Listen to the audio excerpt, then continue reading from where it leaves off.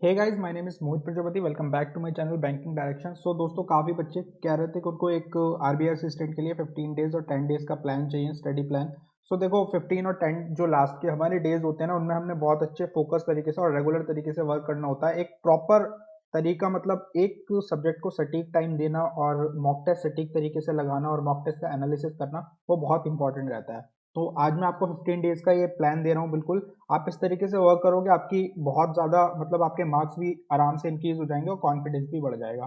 तो ये जो स्टडी प्लान है, ये सिर्फ उन बच्चों के लिए रहेगा जो काफ़ी टाइम से प्रैक्टिस कर रहे हैं, जो लाइक 5-6 महीने से लगे हुए हैं। उनको एक बहुत अच्छी एक आइडिया हो गया, उनकी प्रैक्टिस और उनकी जो स्पीड है काफ़ी अच्छी हो गई है। और जो बच्चे बैंकिंग से अभी जुड़े हैं, तो वो आरबीआई असिस्टेंट को एज एन एक्सपीरियंस लें और आप आईबीपीएस पीओ के और जो जितने भी आईपीएस के आने वाले एग्जाम है जो आज से 5 से 6 महीने बाद होंगे, तो उन पर आप बहुत ज़्यादा फोकस करें। आप ये चीज़ फॉलो कर सकते हैं, बट आप जिस तरीके से अभी चल रहे हैं, प्रैक्टिस पर आपका बहुत और लर्निंग पर बहुत ध्यान होना चाहिए। जो बच्चे 2 से 3 महीने के अंदर बैंकिंग की प्रिपरेशन करने के लिए बैंकिंग प्रिपरेशन से जुड़े हैं और बैंकिंग को एज एन प्रिपेयर कर रहे हैं, तो आपको क्या करना है। देखो, सबसे पहले हमें इंग्लिश सब्जेक्ट की बात करूंगा। इंग्लिश सब्जेक्ट को किस तरीके से लेके चलना है। देखो, एक रिक्वायर्ड टाइम है 1 घंटा। ये आपको प्रैक्टिस करना करना है, सिर्फ प्रैक्टिस।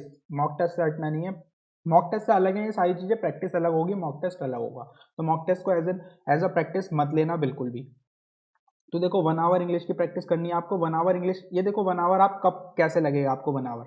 आपको एक दिन पहले 10 मिनट्स अपने देने हैं और 10 मिनट्स में ये सोचना है कि भाई मैं कल ये सारे क्वेश्चंस प्रैक्टिस करूंगा, ये चीज़ मैं प्रैक्टिस करने वाला हूँ। देखो, ये सारी चीज़ें मेरी खुद की करी हुई हैं और मैं आपको अपना बिल्कुल प्रॉपर तरीका बता रहा हूँ। ये मैं खुद करता हूँ। मेरी जो प्रैक्टिस चलती थी हमेशा इस तरीके से ही चलती है। तो जितना भी जैसे 10 to 15 डेज होते, तो मैं इस तरीके से ही चलता था। और आपको क्या करना है, 10 मिनट पहले बस जस्ट दिमाग में ये सोच लेना है कि भाई मुझे कल ये वाले क्वेश्चंस यहाँ से प्रैक्टिस करने हैं। जैसे मैं क्या करता हूँ, मैंने कोई मॉक टेस्ट लगाया आज, तो मैंने मॉक टेस्ट में जो मॉक टेस्ट मैंने लगाया, उसके मॉक टेस्ट के क्वेश्चन में मुझसे गलती हुई या कुछ भी हुआ, जितने भी मैंने क्वेश्चन लगाए और मैंने उसमें देखा कि ये सारे क्वेश्चन जो है अच्छे हैं, एग्जाम लेवल है, तो मैं क्या सोचता था, आज से मैं 2 दिन बाद ये वाला मॉक टेस्ट प्रैक्टिस कर लूंगा। ये मैंने दिमाग में अपने सोच लिया कि भाई ये वाला मॉक टेस्ट मुझसे आज से 2 दिन बाद प्रैक्टिस करना है। तो आपको इसी तरीके से बना लेना है कि भाई ये वाला क्विज मैं कल को लगाने वाला हूँ, इसमें ये क्वेश्चन है और ये मैं कल को लगाने वाला हूँ। ये मैंने मॉक टेस्ट लगाया, इसका आज इंग्लिश सेक्शन में 2 दिन बात करूंगा। तो ये आप दिमाग में अपने बना लोगे ना, तो आपको पता चल जाएगा कि भाई प्रैक्टिस के लिए तो मेरा मटेरियल है।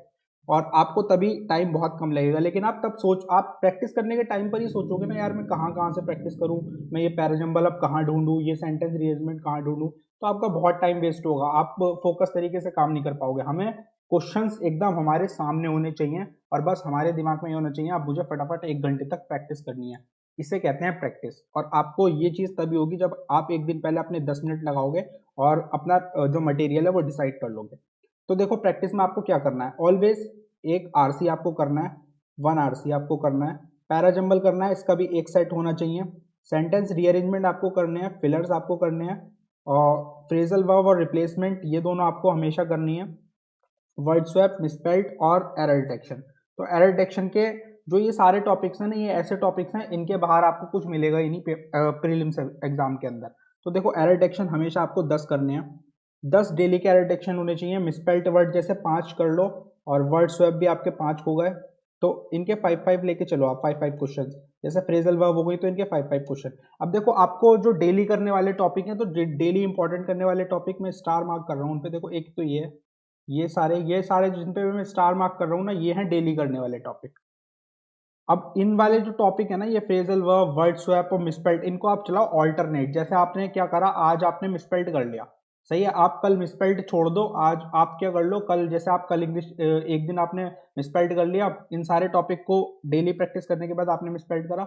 मिसस्पेल्ड के बाद आपने क्या करा, अब मैंने आज मिसस्पेल्ड करा था, मैं कल क्या कर लूंगा, वर्ड स्वैप कर लूंगा, वर्ड स्वैप कर लूंगा। फिर उसके बाद आप क्या करोगे, तीसरे दिन क्या कर लोगे, फ्रेज रिप्लेसमेंट कर लोगे। इसी तरीके से आप ऑल्टरनेट बेसिस पे चलाओगे। ये जो टॉपिक है ना, ये 3, इनको ऑल्टरनेट बेसिस पे चलाओ, तो आपका टाइम भी बचेगा और आपकी जो टॉपिक्स हैं इनकी प्रैक्टिस भी रहेगी। लेकिन जो कंपलसरी टॉपिक है ना, वो ये तो आपको देखो बिल्कुल डेली करने हैं। सेंटेंस रीअरेंजमेंट जैसे 5 कर लिए आपने, फिलर्स के आपने 10 लगा लिए, 10 क्वेश्चन। अब ये देखो, सोर्स, आपका सोर्स क्या होना चाहिए। सोर्स सबसे पहले रहता है मॉक टेस्ट। तो जितने भी पुराने मॉक टेस्ट होते हैं ना, वो बहुत ज़्यादा इंपॉर्टेंट होते हैं। तो सोर्स आपका एक मॉक टेस्ट है और आपके हैं क्विज। क्विज कौन से लगाने हैं आपको? क्विज मैं हमेशा बता चुका हूँ, पुरानी अगर आपने वीडियोस देखी होंगी तो मैंने बहुत बताया। आप प्रैक्टिस मॉक के क्विज लगा सकते हो, ये फ्री रहते हैं सबके लिए। प्रैक्टिस मॉक के आप क्विज लगाओगे तो ये जो है सबके लिए ही फ्री रहते हैं उनके क्विज, तो आप इनको भी इजीली दे सकते हो। और भी बहुत सारी वेबसाइट्स मैंने बताई हुई हैं, आप उनको भी जाकर चेक कर सकते हो, वीडियो देख सकते हो, चैनल पर वो वीडियो अवेलेबल है। लेकिन जो सबसे बेस्ट सोर्स है वो मॉक टेस्ट क्विज। अगर आपके पास पीडीएफ कोर्स है, पीडीएफ है गाइडली की, तो वो आप पीडीएफ लगा सकते हो, उससे प्रैक्टिस कर सकते हो। तो इंग्लिश का ये होना चाहिए, 1 आवर आपकी प्रैक्टिस इस तरीके से चलनी चाहिए, डेली वाइज आपकी ये प्रैक्टिस चलनी चाहिए, एक दिन भी नहीं छूटनी चाहिए। इस प्रैक्टिस के दौरान आपको क्या करना है, आपको ये चीज़ एनालिसिस भी करना है कि आप क्या चीज़ में गलती कर रहे हो। मतलब आप मान लो एरर डिटेक्शन कर रहे हो, आपने 10 उठाई एरर डिटेक्शन, आपसे 10 में से 7 हुई या 8 हुई, 2 में आपने गलती करी, तो वो गलती करने में आपकी मतलब आपने क्यों गलती करी उसमें, ये चीज़ आपको फाइंड करनी है बिल्कुल, कि भाई मुझे समझ में नहीं आया था, या मैं ग्रामर में गलत हुआ, या मुझे ये चीज़ पता नहीं थी। तो उस चीज़ को ढूंढना है प्रैक्टिस करते टाइम, और उस चीज़ को ध्यान रखना है। मतलब आगे जब वो उस तरीके के क्वेश्चंस आएंगे तो वहां पर वो चीज़ गलती नहीं करनी है, वो आपको याद आ जाना चाहिए। जब आप ये चीज़ देखते हुए प्रैक्टिस करोगे ना, तो तभी आपको चीज़ें याद रहेंगी। अपनी गलतियों को ऑलवेज रिमेंबर रखा करो कि मैंने इस क्वेश्चन में इस तरीके की गलती की थी, और अब से आगे मेरे पास ये क्वेश्चन आएगा तो मैं इस गलती को पहचान लूंगा और नहीं करूंगा। तो प्रैक्टिस करते टाइम ही हमें ये चीज़ करनी होती है। अब हम बात करेंगे क्वांट की, तो क्वांट में भी 1 आवर देना बहुत ज़्यादा एनफ होता है। किसी किसी का होगा कि क्वांट मैं मानता हूँ स्पीड नहीं होगी, तो ऑब्वियसली आपको थोड़ा सा ज़्यादा टाइम लग सकता है। अब क्वांट में देखो क्या प्रैक्टिस करना है, क्वांट में जो ये तो क्वांट का कंपलसरी प्रैक्टिस है डेली वाइज की। 10 तो आपको क्या लगाने हैं, सिंप्लीफिकेशन, सिंप्लीफिकेशन 10 लगाओ। 10 आपको लगानी है क्वाड्रेटिक, और आपको कम से कम 4 से 5 लगानी है डीआई। ये तो आपका बिल्कुल ऐसे मान के चलो कंपलसरी। आपको 10 लगानी है मिसिंग नंबर सीरीज,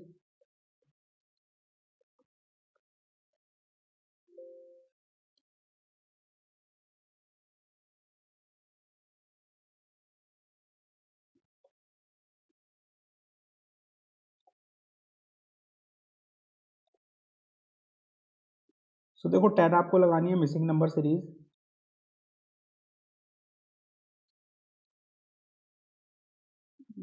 पेन कुछ प्रॉब्लम कर रहा है, जस्ट अ सेकेंड, इसको मैं इरेज करता हूँ।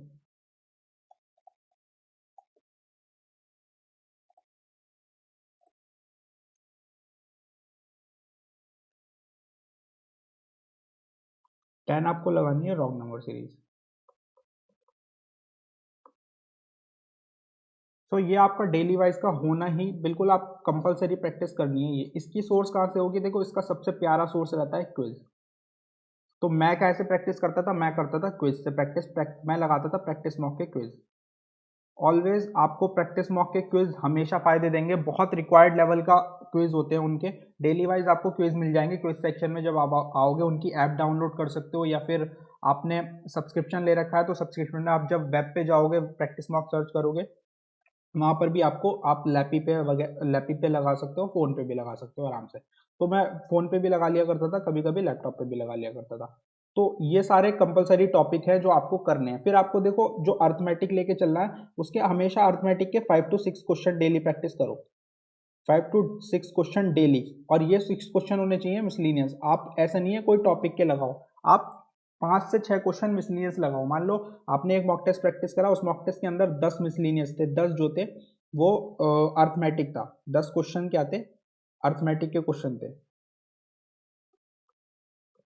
तो आपने उन 10 क्वेश्चन को रख लिया कि अब मैं ये 10 क्वेश्चन जो है कल की प्रैक्टिस में लगाने वाला हूँ। अभी मैंने मॉक टेस्ट लगाते टाइम 10 क्वेश्चन में से 5 क्वेश्चन करे, 5 क्वेश्चन तो आपके बचे हुए होंगे ना, तो वो 5 क्वेश्चन जो है आप कल के लिए बचा के रखो, भाई मैं प्रैक्टिस सेशन में अपने ये 10 क्वेश्चन प्रैक्टिस करूंगा, जो मैंने आज 5 किए वो भी, और जो मैं कल जो 5 बचे हुए हैं वो भी। तो इस तरीके से आप अर्थमेटिक को लेके चलो। तो जैसे ही आप इस तरीके से चलोगे ना, तो आपकी बहुत बढ़िया क्वांट की प्रैक्टिस रहेगी। देखो ये तो बहुत इंपॉर्टेंट है, सिंप्लीफिकेशन, क्वाड्रेटिक और DI, missing number series, wrong number series. इन टॉपिक्स को, ऐसे टॉपिक्स नहीं है जो आपको बहुत ज़्यादा तेजी से करने हैं और बहुत ज़्यादा इनके अंदर स्पीड डेवलप करनी होती है। ये टॉपिक्स ऐसे होते हैं, मैं ऑलवेज इनके अंदर पेन नहीं चलाता हूँ, कभी भी पेन नहीं चलाता हूँ। सिंप्लीफिकेशन में मैं मुश्किल से ही पेन चलाता हूँ, एक क्वेश्चन में अगर एक दो क्वेश्चन में चला लिया, वरना नहीं, सब दिमाग में करता हूँ। क्वाड्रेटिक सिर्फ रूट्स लिखता हूँ, दैट्स इट।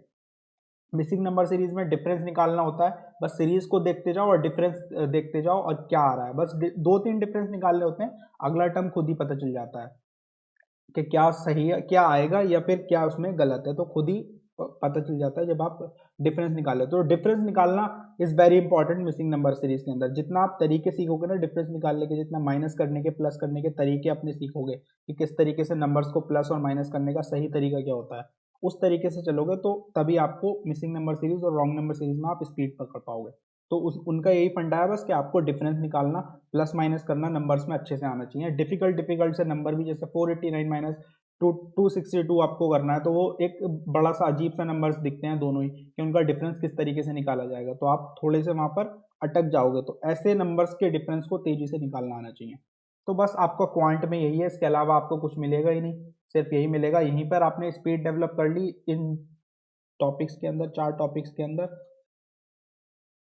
तो आपका क्वांट के अंदर 80% काम तो यहीं पर ही हो जाता है, आप आराम से कर सकते हो। अब बात करते हैं रीजनिंग की। अब रीजनिंग में भी देखो आपको देना है 1 आवर। अब 1 आवर में रीजनिंग में किस तरीके से प्रैक्टिस करनी है भाई? 1 आवर में रीजनिंग में देखो सबसे पहले तो होती है 5-6 पजल। पजल भी बहुत बहुत आसान आती हैं, ऐसी पजल आती हैं 3-3 लाइनों की पजल आती हैं इसके अंदर आरबीआई असिस्टेंट के। बहुत ईजी एग्जाम होता है, कोई घबराने वाली बात नहीं है, इसलिए कट ऑफ इसकी 90 प्लस जाती है, बहुत 95 96 ऐसे जाती है।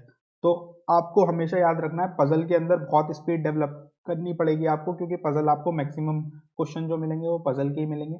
तो 5 से 6 आपको डेली पजल लगानी है।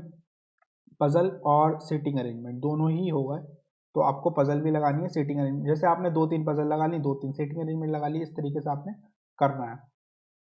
फिर आपको क्या करना है, जितने भी मिसलेनियस टॉपिक हो गए, कोई सा भी मिसलेनियस टॉपिक हो वो आपको डेली प्रैक्टिस करना है। जैसे सिलॉक्स हो गए, तो इसके सिलॉक्स के आप 5 क्वेश्चन उठा लो, हर किसी के 5 क्वेश्चन। जैसे सिलॉक्स हो गए आपके, इनइक्वालिटी हो गई, क्योंकि भाई ये तो कंपलसरी टॉपिक्स हैं, ये तो आपको मिलने ही मिलने हैं, आपकी किसी न किसी शिफ्ट में आपको मिलेंगे ये टॉपिक्स। तो 5 इनइक्वालिटी हो गई।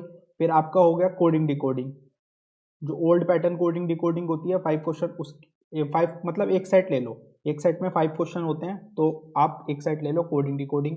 फिर अल्फान्यूमेरिक सीरीज हो गई, वो आपको मिलेगी ही मिलेगी किसी ना किसी शिफ्ट में। अल्फान्यूमेरिक सीरीज का भी एक सेट ले लो, एक सेट में आपको 5 क्वेश्चन मिल जाएंगे, सही है। अल्फान्यूमेरिक सीरीज के बाद आपका अल्फाबेट सीरीज हो गई।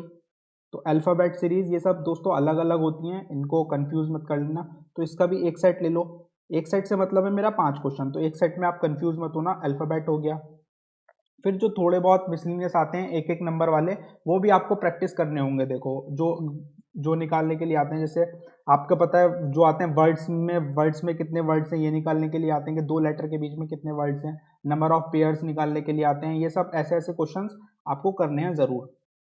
फिर आपका होता है ब्लड रिलेशन, तो ब्लड रिलेशन आप क्या कर लो, एक सेट लगा लो ब्लड रिलेशन का, एक सेट डेली लगाओ। तो इनको एक एक सेट लगाने में मुश्किल से 2-2 मिनट लगते हैं, दैट्स इट। एक सेट अल्फाबेट सीरीज का पता है 1.5 मिनट में लगाना होता है, दैट्स इट। 1.5 मिनट लगता था मुझे, और अल्फान्यूमेरिक सीरीज को करने में सिर्फ 5 क्वेश्चन करने में 1 मिनट लगता है। कोडिंग डिकोडिंग को करने में 1 से 1.5 मिनट। इनइक्वालिटी के 10 क्वेश्चन भी दे दोगे वो भी 1 मिनट लेंगे, बस 1 मिनट में हो जाते हैं 10 क्वेश्चन भी। सिलॉजिज्म भी 5 से 6 क्वेश्चन उसके 1 मिनट, 1 से 1.5 मिनट लेते हैं, दैट्स इट।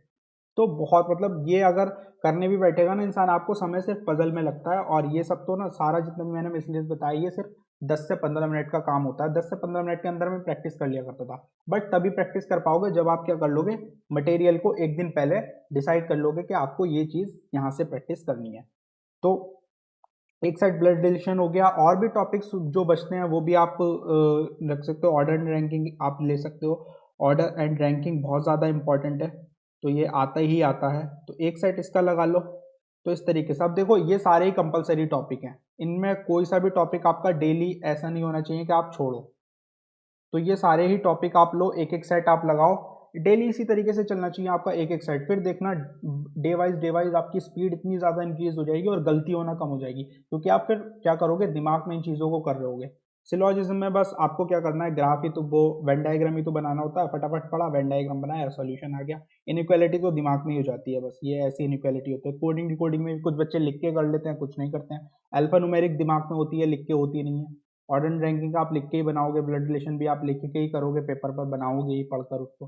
तो ऑब्वियसली पजल में आपको थोड़ा स्पीड बढ़ाने की ज़रूरत रहेगी, क्योंकि रीजनिंग और क्वांट एक ऐसे सेक्शन होते हैं जिनमें हमने बहुत ज़्यादा नंबर लेके आने होते हैं। तो इंग्लिश में थोड़ी एक्यूरेसी गड़बड़ा जाती है हर किसी की, इसलिए क्वांट और रीजनिंग पे सब बहुत डिपेंड रहते हैं एक्यूरेसी को लेकर। अब बात करूंगा मैं मॉक टेस्ट की। अब mock test is very important कि मॉक टेस्ट आपको कैसे लगाना है। देखो, एक मॉक टेस्ट ही देना है बस, हमेशा ध्यान रखना एक मॉक टेस्ट से कभी ज़्यादा मॉक टेस्ट नहीं देने चाहिए। बेवकूफ़ीपन होता है कि आप एक मॉक टेस्ट से ज़्यादा मॉक टेस्ट दे रहे हो कि भाई 2-3 मॉक टेस्ट दे दोगे तो आपके साथ कुछ अच्छा हो जाएगा। बस वो आपके अंदर एक होता है कि भाई मैं ये वाले मॉक टेस्ट में मेरे मार्क्स अच्छे नहीं आए, मैं अगले मॉक टेस्ट में लेके आ सकता हूँ, तो मैं अगला मॉक टेस्ट भी आज ही दूंगा। तो वो बेवकूफ़ीपना होता है एक, उसके अंदर आप कुछ नहीं कर रहे हो, अपना नुकसान करते हो। उससे अच्छा है आप एक मॉक टेस्ट दो, आप नंबर्स के ऊपर ना जाकर अपनी एक्यूरेसी के ऊपर जाओ, अपनी स्पीड के ऊपर जाओ, नंबर ऑफ अटेम्प्ट्स के ऊपर जाओ। आप ये देखो कि आपने नंबर ऑफ अटेम्प्ट्स इतने कम करे हैं, आपने इंग्लिश के अंदर 20 करे हैं, तो 20 क्यों करे हैं, आपने किस क्वेश्चन के अंदर टाइम खराब करा, आप ये फाइंड करने की कोशिश करो। आप ये मत देखो भाई मेरे ओवरऑल नंबर जो है कट ऑफ तो 90 जाती है यार, मैं तो अभी 60-70 पर ही अटका पड़ा हूँ। तो जो प्रैक्टिस मॉक वाले होंगे वो बहुत, मुझे पता है उन बच्चों के नंबर 70-80s में ही रहते हैं, क्योंकि वो प्रैक्टिस मॉक तो देता ही इतना ऐसा लेवल है कि आप उसमें नहीं जा सकते ज़्यादा।